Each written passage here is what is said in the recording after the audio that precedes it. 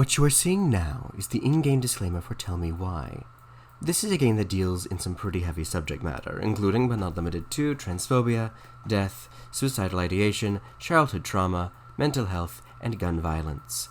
While I think the team at Don't Nod handles these topics with nuance, if any of these topics may be upsetting to you, it might be best to close this video now and go grab a milk tea of your choice. There'll be other videos that you can watch later, I promise. Still here? Alright, get cozy and let's talk about Tell Me Why.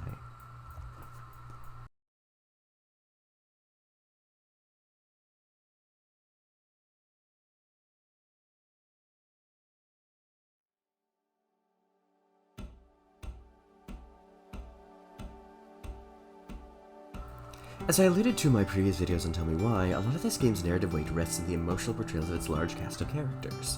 Part of the reason the characters in Tell Me Why resonate so much comes down to the incredible amount of care that is taken to represent the experience of people from so many different backgrounds in a way that is respectful and nuanced. The authenticity of these portrayals is owed to the contributions of the voice actors, who all come from these respective communities, as well as experts at GLAD and other cultural consultants that developers worked with. Is brought to this conversation is the role these characters have in Tyler and Allison's life. While it is strongly implied that the long-term antagonist of the game will likely be the looming, shadowy bit of nightmare fuel that is the Mad Hunter, who may or may not be real or an allegory, his villainous presence mainly exists in the background to lurk menacingly at key moments.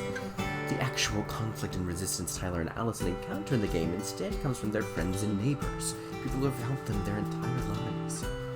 The people of Delos Crossing are true antagonists in that while they have always cared about the twins, they're reluctant to relive the trauma of Marianne's death or to hold themselves accountable for their part in it.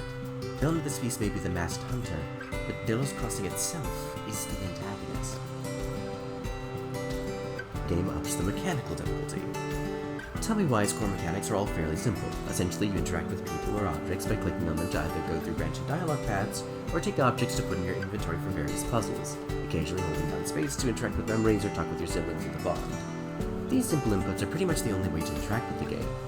This is not inherently complex, but the situations in which you use these mechanics are where the emergent complexity comes in. Gameplay foibles aside, all of this does play into Tyler and Allison's primary motivations. These are two people who are struggling to reconnect with themselves and their past. Even as they argue, they are still drawn together by their desire to stick by each other. Tyler don't wish to condemn the people of Delos Crossing for their actions. All they want is for someone to tell them why. Thank you all so much for watching, friends and fiends. If you enjoyed our little exploration of Tell Me Why and would like to hear me gush about more of my hyperfixations, feel free to leave a like and subscribe to see the extended versions of all my videos. Don't forget to leave that lovely little bell a ring so you can tune in for my final video in the series on Tell Me Why, as we delve into the secrets of its final chapter and what it has to say about what we choose to leave behind in order to move on. Hanggang sa muling pagkikita.